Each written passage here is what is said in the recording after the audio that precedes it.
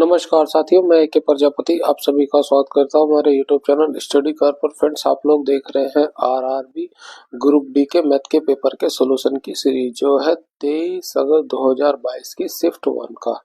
इससे पहले के हमने कई सेट्स का सॉल्यूशन अपलोड किया हुआ है, आप प्लेलिस्ट में जाके उसको देख सकते हैं। जितने ज्यादा क्वेश्चन की प्रैक्टिस करेंगे आपके आने वाले एग्जामों के लिए बहुत ही हेल्पफुल होगा। वीडियो अच्छी लगे तो लाइक, शेयर और सब्सक्राइब जरूर करिए हमारे चैनल को। चलिए शुरू करते हैं आज के सॉल्यूशन। एक समबाहुभुज के प्रत्येक अंतःकोण का माप जो है 120 डिग्री दिया हुआ है। इस बहुभुज की कितनी भुजाएं होंगी? अब देखिए, हमें अंतःकोण दिया, हम एक्सटीरियर एंगल को निकाल लेंगे, है ना। इंटरनल एंगल दे दिया है 120 डिग्री, और हम जानते हैं internal angle plus exterior angle कितना होता है, 180 डिग्री होता है। तो यहाँ से हम एक्सटीरियर एंगल को निकाल लेंगे, इसे इधर ले जाएंगे ना। 180 माइनस हो जाएगा 120, कितना मिल गया हमें, 60 डिग्री मिल गया। अब बुझाव के लिए फॉर्मूला क्या होता है, नंबर ऑफ संख्या निकालने के लिए 360 बटा एक्सटीरियर एंगल होता है। 360 हो गया, एक्सटीरियर एंगल मिला हमें 60 डिग्री का। ठीक है, तो इसे भाग करेंगे, ये 0 से 0 चलो 6 से 6 बार में चला जाएगा। तो हमें कितनी भुजाएं मिली, 6। ऑप्शन 4 हमारा करेक्ट हो जाएगा। नेक्स्ट क्वेश्चन, यदि ए जो है किसी वस्तु को जो है 384 में खरीदता है ना, तो कॉस्ट प्राइस कितना हो गया, ए का वो हो गया 384, और 574 में 76 में बेच देता है, तो सेलिंग प्राइस ए का कितना हो जाएगा, 576।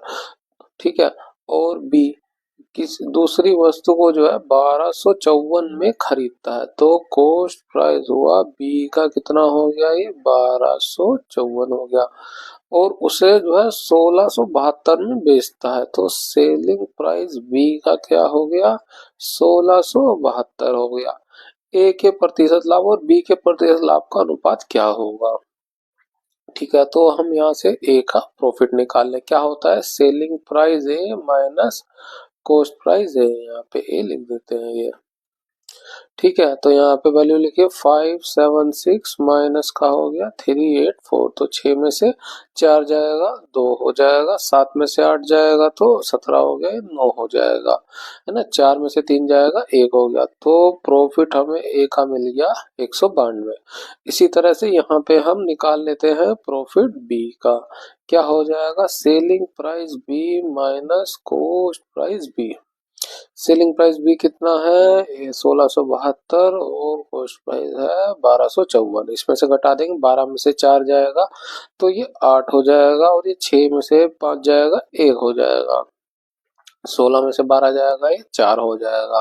ठीक है, अब पूछा कह रहा है कि ए के प्रतिशत लाभ, तो ए का प्रतिशत लाभ क्या होगा, ये होता है पी ए बटा सी पी ए गुणा 100% होता है, और बी के प्रतिशत लाभ का रेशो, ये बी का होगा। हम जो इधर लिख देते हैं ताकि आपको क्लियरली समझ आए, ये बी का प्रॉफिट हो जाएगा, और बटे में हो जाएगा कॉस्ट प्राइस बी का गुना 100% हो जाएगा। तो पी ए और पी बी का हमें रेशो निकालना है।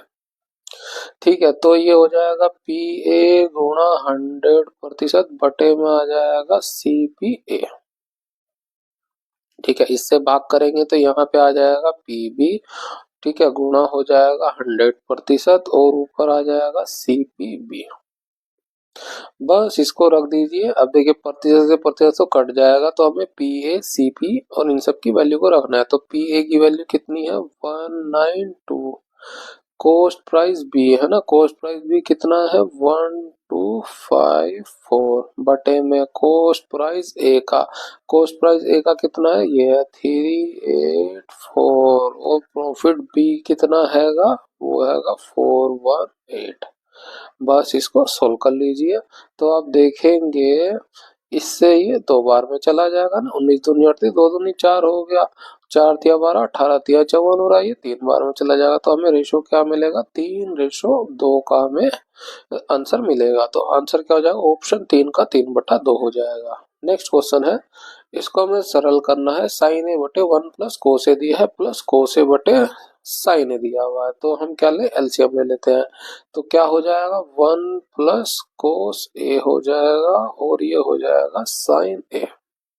इन दोनों का एलसीएम लिया तो अब भाग करेंगे, ये भाग हो जाएगा और साइन बचेगा ना, तो साइन किस में गुणा हो जाएगी, साइन एक पहले से है तो ये साइन स्क्वायर ए हो जाएगा। इसमें भी यही होगा, इस पूरी वैल्यू को इससे भाग करेंगे तो साइन ए चला जाएगा, वन प्लस कोस ए, इसमें वन प्लस कोस ए का स्क्वायर हो जाएगा। तो इसका ये ए प्लस बी का होल स्क्वायर होगा, इसको तोड़ लेंगे, ये साइन स्क्वायर ए हो जाएगा प्लस ए प्लस बी का, तो क्या हो जाएगा, एक का स्क्वायर एक ही रहेगा, कोस स्क्वायर ए हो जाएगा प्लस क्या हो जाएगा, टू कोस ए हो जाएगा। बटे में क्या है, वन प्लस कोस ए और ये है साइन ए, और हम जानते हैं साइन स्क्वायर ए प्लस कोस स्क्वायर ए की वैल्यू होती है एक। ठीक है, तो वन हो गया, इन दोनों की वैल्यू वन हो गई और ये वन हैगा, वन हो गया, वन प्लस टू कोस ए। इसको हम क्या लिख सकते हैं, ये दो और तो दो हो जाएगा है ना, दो कॉमन आ जाएगा तो क्या बचेगा, वन, दो कॉमन आ गया तो क्या अंदर बचेगा, वन प्लस बचेगा कोस ए, और बटे में क्या था, वन प्लस कोस ए और था ये साइन ए। तो वन प्लस कोस ए से वन प्लस कोस ए पूरा चला जाएगा, क्या बच जाएगा, दो बटा साइन ए, है ना। इसको ऊपर ले जाए तो क्या हो जाएगा, कोसेक में कन्वर्ट हो जाएगा, कोसेक ए, तो दो कोसेक इसका आंसर हो जाएगा। ऑप्शन चेक करें, ऑप्शन जो है हमारा 3 करेक्ट हो जाएगा। नेक्स्ट क्वेश्चन, निम्नलिखित में से कौन सा कथन सत्य नहीं है, यह हमें बताना है। समचतुर्भुज के आसन्न कोणों के किसी भी युग्म का योग जो है 180 नहीं होता, ये गलत है, 180 डिग्री होता है ना, समचतुर्भुज बना है वो इस तरह का होता है। ठीक है, इसमें चारों भुजाएं समान होती है और इस तरह से झुका होता है। अब देखिए ये जो होता है, ये आसन कोण का मतलब हो गया एक कोण ये, तो दूसरा कोण ये उसके बगल वाला, उनके कोणों का योग 180 डिग्री हमेशा होता है ना। तो ये गलत दे दिया है, तो यही हमारा आंसर हो जाएगा। बाकी के भी चेक लेना, सम चतुर्भुज के विकर्ण एक दूसरे को समकोण पर समद्विभाजित करते हैं, बिल्कुल सही है ना। इन दोनों को ये विकर्ण हो गया, ये एक दूसरे को जो है समद्विभाजित करते हैं और समकोण पर करते हैं। ठीक है, सभी वर्ग जो है सम चतुर्भुज होते हैं। हाँ, जितने भी वर्ग होते हैं है ना, वर्ग में भी सारी भुजाएं बराबर होती है और सम चतुर्भुज में भी सारी भुजाएं बराबर होती है, तो वो होते हैं, बिल्कुल सही बात है। एक सम चतुर्भुज की सभी भुजाएं सर्वागसम होती है, बिल्कुल सही। सम चतुर्भुज में सारी भुजाएं समान होती है तो सर्वागसम होती है, तो गलत था हमारा ऑप्शन 1। नेक्स्ट क्वेश्चन, इसको हमें सिंप्लीफाई करना है। ये सबसे पहले ब्रैकेट वाले को अंदर करना, तो 8 में से 3 जाएगा तो कितना हो जाएगा, 5 हो जाएगा, 7 5 हो गया 12, इस पूरे की वैल्यू आई 12, है ना। बाहर क्या है, 12 है, भाग कर रहे हैं 3 से और गुणा हो रही है 12 की, तो 3 से भाग करेंगे 4 बार में चला जाएगा, 12 चौक कितना हो जाएगा 48। ऑप्शन जो है एक हमारा करेक्ट हो जाएगा। नेक्स्ट क्वेश्चन, ये आंकड़े दिए गए हैं है ना, ये सारे आंकड़े हैं का माध्य जो है y दिया है, इन आंकड़ों का बहुलक ज्ञात कीजिए। बहुलक क्या होता है, वो संख्या जो अधिकतम बार आए, वो संख्या जो अधिकतम बार आए।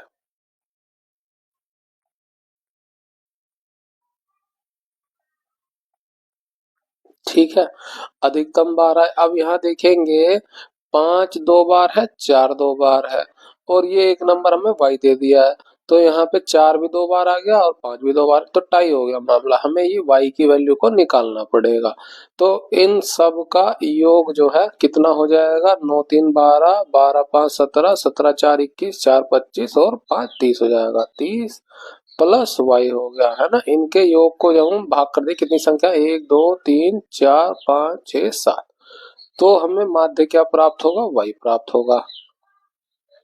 ठीक है, इस 7 को इधर ले जाएंगे, 30 प्लस वाई बराबर ही हो जाएगा 7 वाई, इसको इधर ले जाएंगे ये 6 वाई हो जाएगा, ये 30 हुआ, 6 से भाग कर देंगे 5 आ गया, वाई की वैल्यू हमें मिल गई 5, यानी कि ये 5 हो गया। अब 5 यहाँ 2 बार था, एक बार और हो गया, 5 अधिकतम हमें 3 बार मिल गया, तो बहुलक क्या हो जाएगा, 5 हो जाएगा। ऑप्शन 4 का है ना, 5 अधिकतम बार आ गया, तो ये इसका आंसर हो जाएगा। नेक्स्ट क्वेश्चन, 10 वर्ष पहले एक माँ की आयु उसके पुत्र की आयु की 3 गुनी थी। 10 वर्ष पहले है ना, उसकी माँ की उम्र जो है उसकी पुत्री पुत्र की आयु सन लिख लेते हैं, तो 3:1 था ना, 3 गुनी थी 5 वर्ष पहले, तो ये -5 कर लीजिए। उसकी आयु, उसके पुत्र की आयु की 5/2 थी, है ना, यानी कि माँ का रेशो जो है 5 हो जाएगा और पुत्र का 2 हो जाएगा। 5/2 का मतलब ये होगा, 5/2 करेंगे तो आपको ये मिल जाएगा, है ना। उसकी वर्तमान आयु कितनी है, उसकी मतलब उसकी माता की वर्तमान आयु पूछी गई है। ठीक है, अब देखिए यहाँ पे हम इसका डिफरेंस देखेंगे कितना आएगा, 2 आएगा, यहाँ पे डिफरेंस 1 आएगा, तो हमें ये रेशो बराबर करना है। तो कैसे करें, इन दोनों का डिफरेंस ले, कितना आएगा, ये 2 हो जाएगा, और यहाँ पे डिफरेंस लेंगे तो 3 आएगा, है ना। तो इस 3 की इधर गुणा कर दीजिए, तो 3 की इधर गुणा हो जाएगी, इधर गुणा हो जाएगी, और इस 2 की इधर गुणा हो जाएगी, ये इधर गुणा हो जाएगी, ये इधर गुणा हो जाएगी, है ना। गुणा करने पे कितना हो जाएगा, 3 तिया 9 हो जाएगा, और ये 3 हो जाएगा, और ये 5 दूनी 10 हो जाएगा, और ये 2 दूनी 4 हो जाएगा। तो मदर और सन का हमें जो सही रेशो मिला वो ये मिला, 9 3 और 10 4 का। ये 10 साल पहले का था, ये 5 साल पहले का है। अब डिफरेंस देखे तो एक रेशो का डिफरेंस क्या है, वो 5 साल का है ना, ये 10 साल पहले का, 5 साल पहले का, तो 5 ईयर का डिफरेंस आया। ठीक है, एक रेशो की वैल्यू हमें मिल गई 5 आएगी। उसकी वर्तमान आयु पूछी, अब वर्तमान का रेशो तो पता नहीं है, तो हमें 5 वर्ष पहले और 10 वर्ष पहले का पता है, तो किसी में एक में भी रख दी, इसमें रख देंगे हम, तो कितना हो जाएगा, ये 10 रेशो है, 10 5 से गुणा कर दी, 50 हो गया। ये 5 वर्ष पहले का, तो वर्तमान के लिए हम 5 साल जोड़ दें, कितना हो जाएगा, 55 हो जाएगा। आंसर क्या हो जाएगा, ऑप्शन 1 का 55 हमारा करेक्ट हो जाएगा। आप यहाँ पे भी कर सकते हैं ना, 9 5 हो जाएगा 45। ठीक है, ये 10 वर्ष पहले का, तो वर्तमान में आने के लिए यहाँ पे 10 जोड़ना पड़ेगा, तो 55 आ जाएगा। किसी से भी कर सकते हैं, आपका आंसर वही आएगा। नेक्स्ट क्वेश्चन, 3 संख्याएं हैं, एक दूसरे को इस प्रकार सह अभाज्य है कि उनमें से पहली 2 संख्याओं का गुणनफल 3 5 7 है और अंतिम 2 संख्याओं का गुणनफल ये हैगा। अब 3 सहभाज्य संख्याएं हैं, वो हो गई ए बी और सी। अब वो कह रहा है पहली 2 का, तो ए गुणा बी का, इन दोनों का गुणनफल कितना है, 3 5 7 आएगा, और अंतिम 2 यानी बी गुणा सी, इनका कितना गुणनफल है, 609 आएगा। ठीक है, अब यहाँ पे देखिए ए और बी की गुणा हो रही है, यहाँ बी और सी की गुणा हो रही है ना। तो हम इसका फैक्टर करेंगे, यानी अभाज्य संख्या है तो, लेकिन इनमें गुणा हो रही है तो इनका फैक्टर होगा। अब इसे 3 से भाग करें तो क्या हो जाएगा, 3 से एक बार में जाएगा, ये 3 से फिर से एक बार में जाएगा, और 3 निमा 27 हो जाएगा। इस 19 का ही फैक्टर कर सकते हैं, है ना, हमें 7 क्लियरली दिख रहा है, 7 से डिविजिबल हैगा, तो क्या हो जाएगा, 3 गुणा 7 हो जाएगा, इसे भाग करेंगे, 7 से एक बार में जाएगा और 4 में हो जाएगा, और कितना है, 7 49, तो 3 गुणा 7 गुणा 17 हुआ, इसका भी वही फैक्टर होगा, 3 से दिख रहा है क्लियरली, कितना हो जाएगा, ये 3 से भाग करेंगे, 3 दूनी 6 और 3 तिया 9, ये फर्दर जो है 7 से दिखाई दे रहा है, तो 7 दूनी 14 हो जाएगा, 7 दूनी 14 हो जाएगा, कितना बचेगा, 6 बचेगा, है ना, 9 से भाग चला जाएगा, तो ये 29 हो गया। तो 3 गुणा 7 गुणा 29 इसका फैक्टर आया, 3 गुणा 7 गुणा 29 इसका फैक्टर आया, है ना। इसमें यहाँ पे बी था, दोनों में बी कॉमन है, तो यानी 3 गुणा 7 जो है ये बी की वैल्यू हो गई, और ये ए की वैल्यू हो जाएगी, बी की वैल्यू, और ये सी की वैल्यू हो जाएगी। तो तीनों संख्याओं का योग ज्ञात करना, ए प्लस बी प्लस सी का हमें योग चाहिए। तो ए की वैल्यू में कितनी मिली है, 17 मिली है, बी की मिली है 7 या 21, और सी की वैल्यू कितनी मिली है, 29 मिली है। तो बस इनको जोड़ लीजिए, 9 और 1 10, 7 17 हो जाएगा, 2 4 6, 2 2 4 5 और 1 6 हो जाएगा, 67 हो जाएगा उनका। ऑप्शन जो है 3 हमारा करेक्ट हो जाएगा। नेक्स्ट क्वेश्चन, 9 के 3 लगातार गुणजों का योग जो है 2 4 5 7 है, इनमें से सबसे बड़ा गुणज ज्ञात कीजिए। अब देखिए 9 का हमने गुणज है, तो क्या पहली संख्या हो गई x हो गई, तो गुणज हो गया 9x हो गया। दूसरी संख्या क्या हो जाएगी, 9 का ही गुणज होना चाहिए, कर लगातार होना चाहिए, तो x प्लस 1 हो जाएगा, ये हो गया। तीसरी क्या, 9 का गुणज होना चाहिए लगातार, x प्लस 1 हुआ तो अगला क्या हो जाएगा, x प्लस 2 हो जाएगा। ये हो गए वो 3 संख्याएं। है ना। 9 की गुणज हो गई पहली, दूसरी और तीसरी। अब इनका योग जो है ये दिया हुआ, तो जोड़ेंगे तो 9x+1 और 9x+2, इसकी वैल्यू दी है 2457। अब 9 देखेंगे, यहाँ कॉमन है, यहाँ कॉमन है, तो 9 से भाग करेंगे, कितनी बार में चला जाएगा, 9 दूनी 18 हो जाएगा, 6 5 हुआ, 9 सत्ते 63 हो जाएगा, 2 7 तो 9 तिया 27 हो जाएगा। ये होगी वैल्यू। ठीक है, ये x जोड़ लेते हैं, x 2 3 हुआ 3x, और 1 और 2 ये 3 हो जाएगा। ये हुआ 273, 3 कॉमन आ रहा है, 3 से भाग कर देंगे, 3 नहीं 27, और ये 1 हो जाएगा, बचा x+1 बचा, है ना। ये एक इधर कट जाएगा, x की वैल्यू मिल गई हमें 90। पूछा है सबसे बड़ा गुणज याद किए, सबसे बड़ा गुणज ये होगा, है ना, कर्मागत में x+2 हो गया, x है 90 तो ये जोड़ देंगे 92 हो जाएगा, और ये 9 का गुणज होना चाहिए तो 9 से गुणा कर देंगे, कितना हो जाएगा, 9 दूनी 18, 9 नीम 81 और 1 82 हो जाएगा, 828 वो संख्या हो जाएगी। ऑप्शन 3 हमारा करेक्ट हो जाएगा। नेक्स्ट क्वेश्चन, दी गई तालिका का अध्ययन करें और पूछे गए प्रश्न का उत्तर दें। तालिका विभिन्न वर्षों के लिए विभिन्न वस्तुओं में भारतीय निर्यात के मूल्य को दर्शाती है।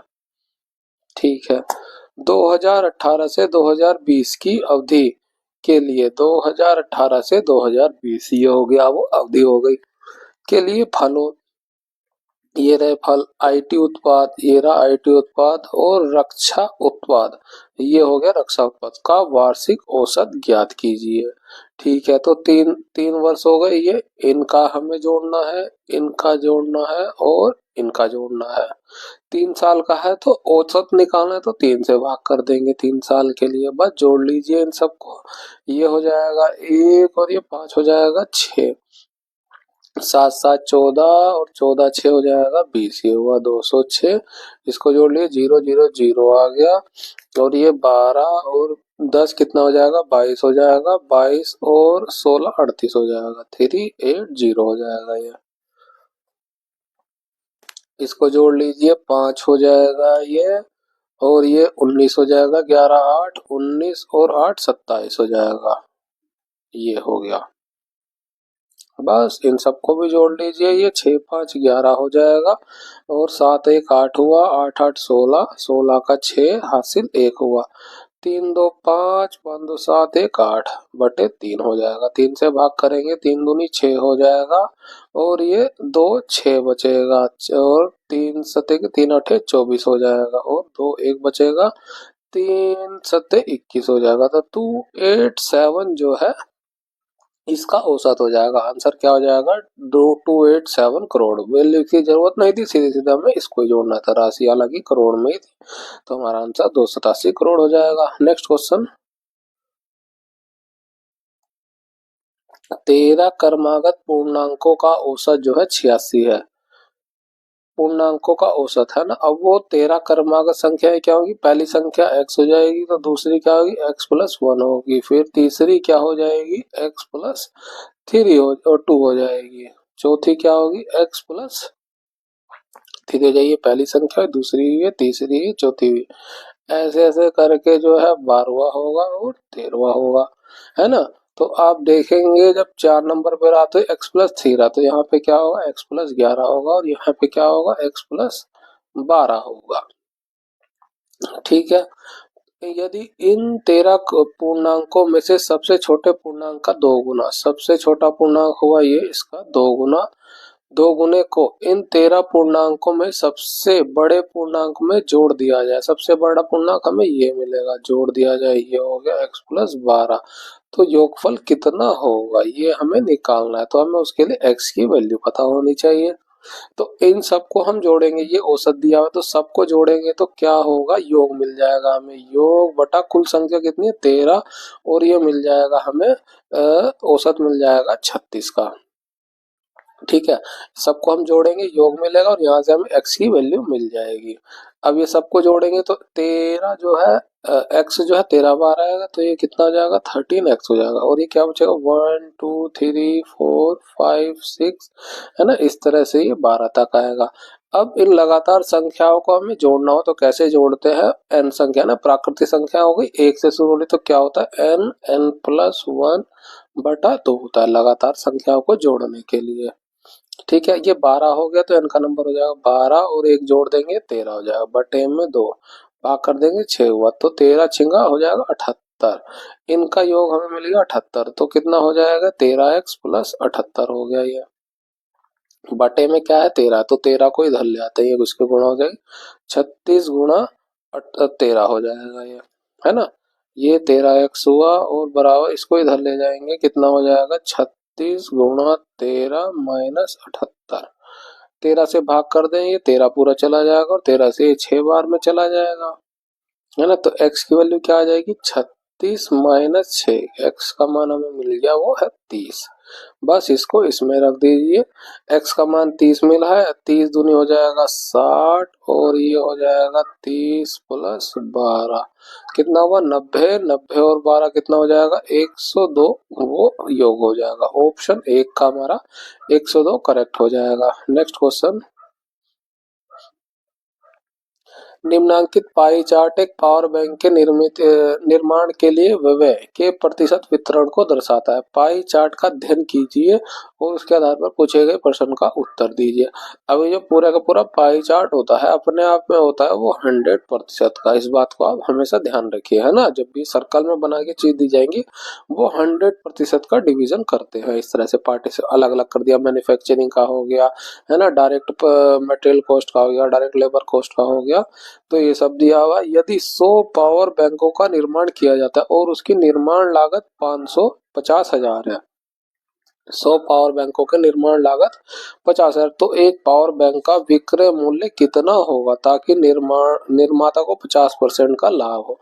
तो सेलिंग प्राइस की बात कर रहा है, 50% का लाभ हो यानी कि 150% की वैल्यू निकालनी है, लेकिन एक पावर बैंक की निकालनी हो रही है। 100 पावर बैंक का जो है 500 दिया है, तो एक पावर बैंक का कितना हो जाएगा, ये क्या दिया निर्माण लागत दिया, यानी मैन्युफैक्चरिंग कॉस्ट हो गई, है ना। मैन्युफैक्चरिंग कॉस्ट, मैन्युफैक्चरिंग कॉस्ट हो गई एक पावर बैंक की, कितनी हो जाएगी 50,000 बटे 100, ये भाग कर देंगे तो मिल गया, है ना, 500 मिल गया एक पावर बैंक का मैन्युफैक्चरिंग कॉस्ट। इस मैन्युफैक्चरिंग कॉस्ट का प्रतिशत कितना है 30% है। हमें क्या चाहिए 150% चाहिए, एक एक पावर बैंक का, ये एक पावर बैंक का 30% की वैल्यू मिल गई है 500 रुपए है ये। ठीक है, तो 150 हमें निकालना है, बस इसका 150% निकाल लीजिए, ये x हो गया। अब देखेंगे ये 30 से जो है 5 गुना होगा तब 150 होगा, तो इसमें भी आप सीधे सीधे 5 की गुना कर दीजिए, x की वैल्यू मिल जाएगी 5 5 हो जाएगा 25, तो यानी उसे 2500 रुपए पर बेचना चाहिए। ऑप्शन 1 का जो है 2500 करेक्ट हो जाएगा।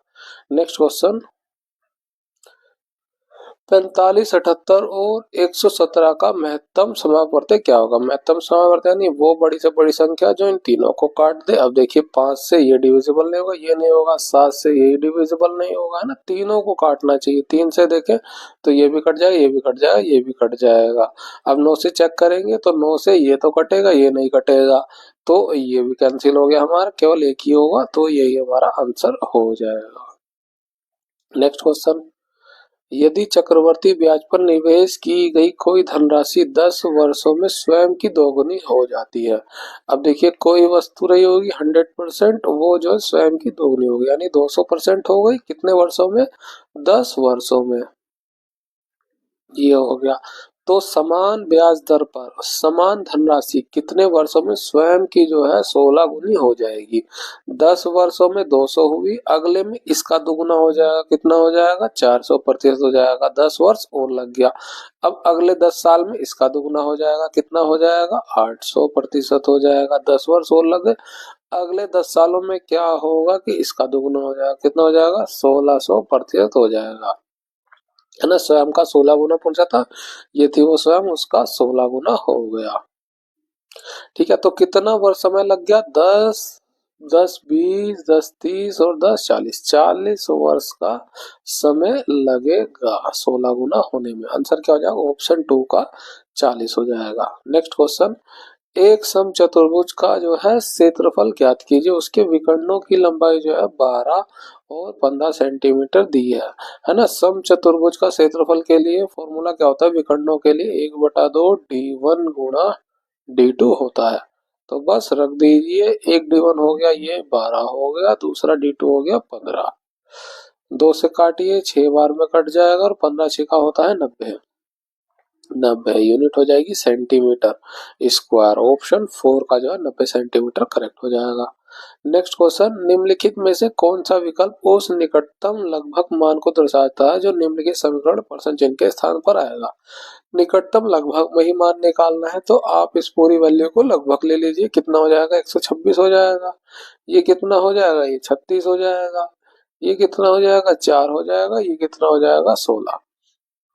लगभग में ही लेना था ना हमें, तो 16 चौके कितना हो गया, ये हो गया 64 प्लस है और ये है 36 और ये हुआ 126। बस घटा दीजिए, 126 में से 36 घटा देंगे तो ये हो जाएगा 90। 90 प्लस 64 जोड़ दीजिए, कितना हो जाएगा, 154, जो हमारा एग्जैक्टली वैल्यू आ रहा है। ऑप्शन 2 हमारा करेक्ट हो जाएगा। नेक्स्ट क्वेश्चन, ये अंडर रूट में दिया गया, इसका हमें मान ज्ञात करना है। अब ये 144 है तो ये होता है 12 का वैल्यू। इसको कैसे निकालें, इसको ऐसे ही रखिए, ये दशमलव हटाएंगे तो क्या होगा, ऊपर आ जाएगा 169, बटे में कितनी जीरो आएगी, 1 2 3 4, एक के बाद 4 जीरो, ये हो गया। इसमें करें तो अंडर रूट, ये दशमलव हटाएंगे ऊपर से 441 हो जाएगा और बटे में हो जाएगी 2 जीरो ना, दशमलव के 2 स्थान तक है तो 2 जीरो आ जाएगी। अब देखिए, ये होता है 13 का स्क्वायर होता है, और इसमें देखेंगे इसका वर्गमूल निकाल लेंगे तो दो दो जोड़े निकलते हैं, एक इसका जीरो आ जाएगा, एक इसका, तो 100 आ जाएगा। ये माइनस ये होता है 21 का स्क्वायर होता है, यहाँ पे ये 10 का स्क्वायर हो जाएगा। ये हो गया, ये 12 इधर था ही, इसको भाग करेंगे कितना हो जाएगा, 0.13 हो जाएगा। ये प्लस में आएगा तो 12 प्लस हो गया, ये माइनस में भाग करेंगे तो ये 2.1 हो जाएगा। इसको जोड़ दीजिए, कितना हो गया, 12.13 हो गया। इसमें से 2.1 को घटा देना है तो कितना हो जाएगा, 03 हो जाएगा। 2 घटा देंगे 10 हो जाएगा। 10.03 हमारा आंसर हो जाएगा। ऑप्शन 4 हमारा करेक्ट हो जाएगा। नेक्स्ट क्वेश्चन, यदि x square plus x y plus x बराबर 18 है और y square plus x y plus y बराबर 24 है, तो एक्स प्लस वाई का मान ज्ञात कीजिए, है ना। एक्स प्लस वाई का तो इक्वेशन 1 हो गई, इक्वेशन 2 हो गई। 1 और 2 को जोड़ दीजिए तो क्या होगा, x square plus x y plus x, और फिर ये लिख देंगे y square plus x y plus y बराबर 18 और 24। 18 और प्लस 24, ठीक है। अब देखेंगे एक्स स्क्वायर इधर है, वाई स्क्वायर, तो इनको एक साथ लिख लेंगे, x square plus y square, ये एक्स वाई है और एक एक्स वाई है, तो जोड़ जाए कितना हो जाएगा, 2xy हो जाएगा। और क्या बच गया, x और y बच गया, x प्लस वाई हो गया ये। इसको जोड़ देंगे कितना हो जाएगा, 8 4 12 हो जाएगा, 2 3 1 4 हो जाएगा, ठीक है। अब ये देखेंगे x प्लस वाई का होल स्क्वायर हो जाएगा, x प्लस वाई का ये होल स्क्वायर हुआ और ये हुआ x प्लस वाई, और ये 42 को इधर ले आएंगे, माइनस का हो जाएगा, बराबर हो गया 0, है ना। x प्लस वाई को हम मान लेते हैं कि वो है a, इस तो ये क्या हो जाएगा, ए स्क्वायर हो जाएगा प्लस ये क्या हो जाएगा, ए हो जाएगा, ए की पावर 1 हो जाएगी, माइनस का 42।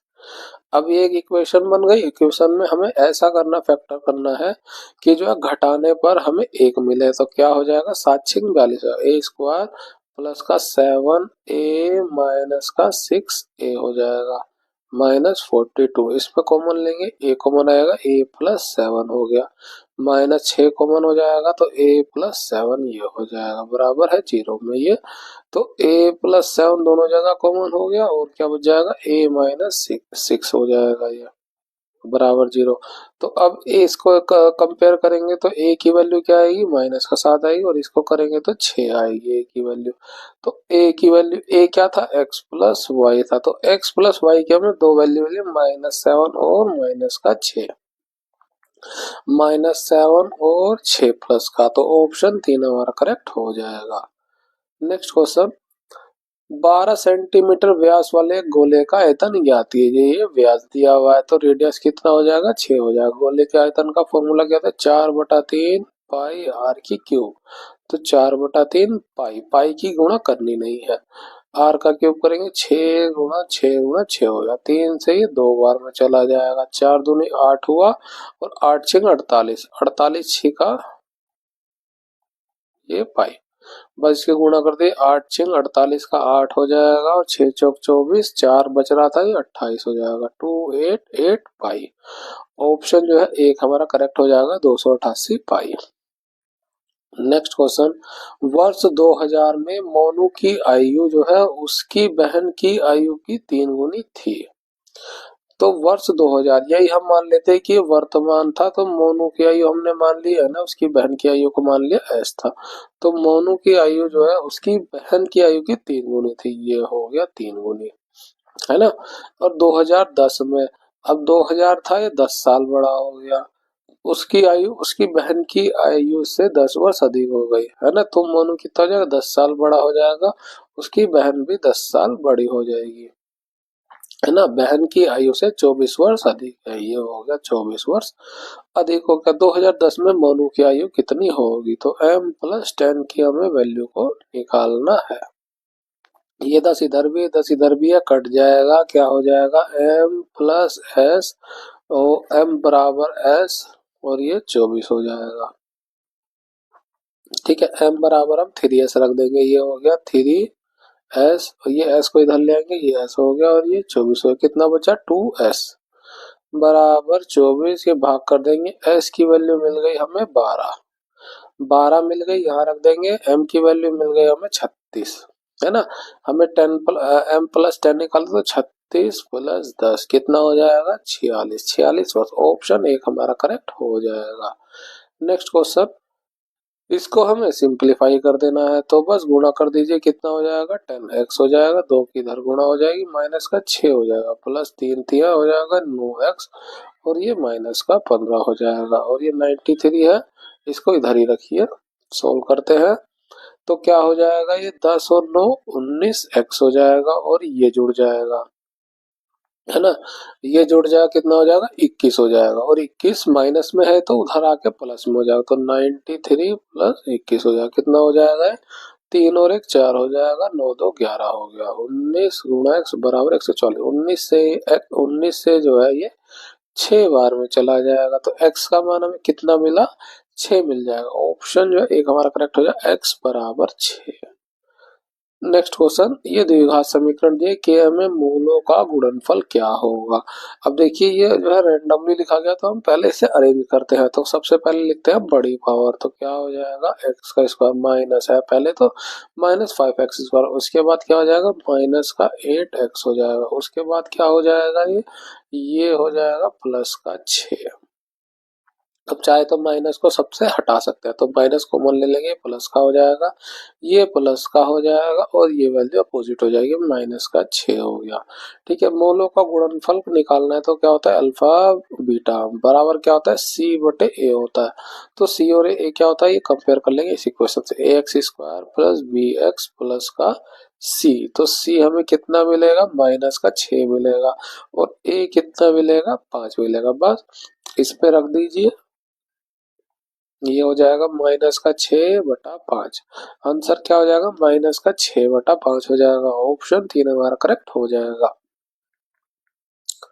नेक्स्ट क्वेश्चन, इसको हमें सिंप्लीफाई करना है, अब ये जिसकी पावर 0 होती है उसका मान हो जाता है 1, इसका माइनस का मतलब है ये बटे में आएगा, 1/3 का स्क्वायर प्लस ये क्या हो जाएगा ये भी हो जाएगा 1/3 की पावर 1 और गुणा है ये 27,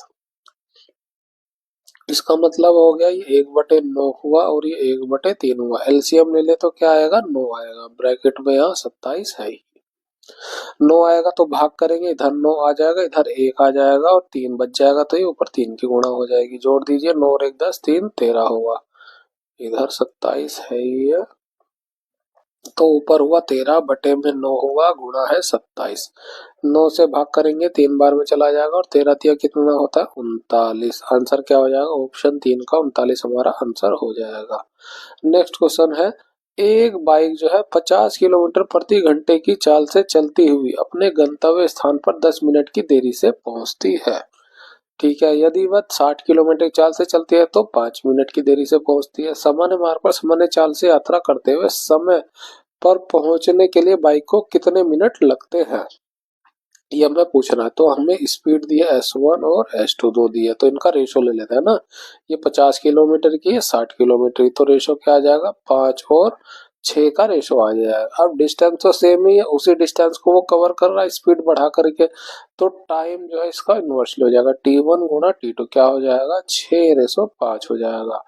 इनका डिफरेंस कितना आ रहा है, 1 का आ रहा है, और ये यहाँ देखिए 10 मिनट की देरी और यहाँ 5 मिनट की देरी, और तो इनके बीच डिफरेंस कितना आएगा, 5 का आएगा, जो 1 के बराबर हो जाएगा। बस इसको इसमें रख दिए, ये कितना हो जाएगा, इसमें 5 की गुणा कर देंगे, ये हो गया 30 मिनट, है ना। अब क्वेश्चन को फिर से पढ़े, जब 50 किलोमीटर की चाल से चलता है तो वो अपने इस गंतव्य स्थान से 10 मिनट की देरी से पहुंचता है, यानी कि इसमें वो 10 मिनट जुड़ा हुआ है, जो 30 मिनट में पहुंच रहा है, कुल 30 मिनट में पहुंच रहा है, जिसमें 10 मिनट की देरी भी है, तो ये 10 मिनट घटा देंगे, यानी कि वो एक्चुअल समय है 20 मिनट में पहुंचने का, है ना। समय पर पहुंचने के लिए बाइक को कितने मिनट लगेंगे, समय है वो एक्चुअल 20 मिनट का, तो ऑप्शन 4 हमारा करेक्ट हो जाएगा। नेक्स्ट क्वेश्चन, महेश द्वारा कारखाने में एक वस्तु के उत्पादन की लागत मूल्य जो है 2000 है, ये हो गया 2000।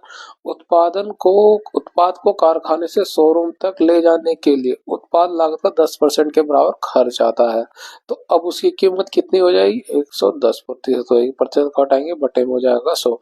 शोरूम से उस उत्पाद को उस कीमत पर बेचा जाता है जो महेश द्वारा वस्तु के उत्पादन और परिवहन के खर्च की गई कुल लागत से 15% अधिक हो, यानी इस पर ये जो लागत आई है उस पे जो है 15% अधिक हो, उस पर वो बेचा जा रहा है, तो इसका कितना हो जाएगा, 100% जोड़ देंगे, 115% हो गया बटे में 100। बस सोल्व कर लीजिए, हो गया आपका आंसर, आपको सेलिंग प्राइस मिल जाएगा। तो ये 2 जीरो से ये 2 जीरो चली जाएगी, ये जीरो से ये, एक जीरो से ये जीरो चले जाएगी। ठीक है, इस 11 की इसमें गुणा कर दीजिए, 5 हो जाएगा, ये 6 हो जाएगा, और ये 2 हो जाएगा, और ये 1 हो जाएगा। ठीक है, इस 2 की इसमें गुणा कर दीजिए, 5 दूनी 10 हो जाएगा, 6 दूनी 12 और 1 13 हो जाएगा, 2 दूनी 4 1 5 हो जाएगा, और ये 2 हो जाएगा, तो 2530 उसकी कीमत हो जाएगी, 2530, ऑप्शन 2 हमारा करेक्ट हो जाएगा। नेक्स्ट क्वेश्चन, एक विक्रेता किसी वस्तु के अंकित मूल्य पर 30% की छूट देता है और फिर वह 10% का लाभ भी कमाता है। अंकित मूल्य और क्रय मूल्य के बीच में कितने प्रतिशत अधिक है, अंकित मूल्य क्रय मूल्य से कितने प्रतिशत अधिक है, ये हमें बताना है। अब देखिए यहाँ पे सीधे सीधे आप इफेक्टिव प्रतिशत निकाल सकते हैं। इफेक्टिव प्रतिशत क्या होता है, ए बराबर ए प्लस बी प्लस ए बटा बी बटे 100 होता है। ये क्या होता है, ये प्रॉफिट होता है, लॉस होता है। अब यहाँ पे 10% का प्रॉफिट दिया है तो ये 10 हो जाएगा, है ना। 30% की छूट दी जा रही है और क्रय मूल्य से कितने परसेंट अधिक है, अधिक की वैल्यू में नहीं दिया, प्लस की वैल्यू नहीं, ये हो गया। छूट की वैल्यू दी है माइनस का 30 हो गया, और प्लस और माइनस की गुणा करेंगे माइनस आएगा, है ना। ए गुणा 30 करेंगे तो माइनस आने वाला, बस ये 100 से भाग कर दीजिए, ये जीरो से ये जीरो चला जाएगा, कितना हो जाएगा, ये 0.3 ए, और ये ए है, इसको इधर ले जाएंगे, इधर ये कितना हो जाएगा, प्लस का हो जाएगा 30, और 10 जुड़ जाएगा 40 हो जाएगा। ए में से ये हम घटा दें, कितना हो जाएगा, 0.7 ए हो जाएगा। ठीक है, ये 40 इधर आएगा, तो ए की वैल्यू में कितनी निकल आएगी, 40/0.7, इधर हम लौटाएंगे, जीरो इधर आ जाएगा। 7 से भाग कर दिए, 7 से 5 बार में चला जाएगा, और 5 जीरो बचे, 7 तो 57 पॉइंट समथिंग ए की वैल्यू आएगी, है ना। तो इतने ही प्रतिशत अधिक करना है, ये प्लस में आया है तो ऑप्शन 4 हमारा करेक्ट हो जाएगा, 57.14%। नेक्स्ट क्वेश्चन, एक धनराशि को 4 सदस्य ए बी सी डी के बीच 4 7 9 3 के अनुपात में बांटा जाता है। यदि सी को डी से जो है 720 अधिक मिलते हैं, तो ए हो गया, ये बी हो गया, ये सी हो गया, और ये डी हो गया। अब सी को जो है डी से जो है 720 अधिक मिला, सी का रेशो है 9, डी का अधिक है, कितना अधिक है रेशो, ये 6 रेशो अधिक है, तो और ये अधिक की वैल्यू कितनी है, 720 है, 6 से भाग कर देंगे, 6 से एक बार में जाए, 6 दूनी 12, ये रेशो की वैल्यू आ गई 120। डी का हिस्सा ज्ञात किए, डी का हिस्सा है 3 रेशो, है ना, एक रेशो की वैल्यू है 120, गुणा कर दिए कितना हो जाएगा 12 या 36, डी का हिस्सा कितना है 360। ऑप्शन 2 का 360 हमारा करेक्ट हो जाएगा।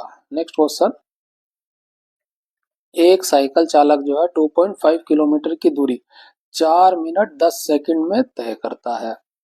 ठीक है, समान चाल से 6 किलोमीटर की दूरी तय करने में उसे कितना समय लगेगा। समान चाल से, है ना, 6 किलोमीटर की दूरी तय करनी। अब देखिए स्पीड जो है दोनों ही केस में बराबर है, ठीक है, और स्पीड बराबर क्या होता है, डिस्टेंस अपॉन टाइम होता है। पहले में डिस्टेंस कितनी है 2.5 किलोमीटर, टाइम कितना है 4 मिनट 10 सेकंड का, तो इस 10 सेकंड को ही मिनट में कन्वर्ट कर लेंगे 60 से भाग करके, तो क्या हो जाएगा 1/6 हो जाएगा, 4 प्लस 1/6, तो पूरा लिख लेंगे 6 चौक 24 है 25, 25/6 मिनट है ये, तो यहाँ पे लिख देंगे 25/6, ये ऊपर आ जाएगा 6 बराबर। दूसरा जो है डिस्टेंस कितना है 6 है, हमें टाइम निकाल लेना है ना, टाइम ही पूछा गया है, बस सिंप्लीफाई कर देंगे, ये दशमलव हटाएंगे 0 हो जाएगा, 25 से ये 10 बार में चला जाएगा, 6 से ये 6 कट जाएगा, तो टी इधर आ जाएगा, ये T2, और ये 10 इधर आ जाएगा, कितना हुआ 10, तो वो समय कितना लगेगा 10 मिनट का लगेगा। ऑप्शन 4 हमारा करेक्ट हो जाएगा 10 मिनट। यहाँ पर जो हमारा मैथ का पोर्शन कंप्लीट होता है। इस वीडियो की पीडीएफ के लिए आप हमारे टेलीग्राम चैनल स्टडी करो को ज्वाइन कर सकते हैं।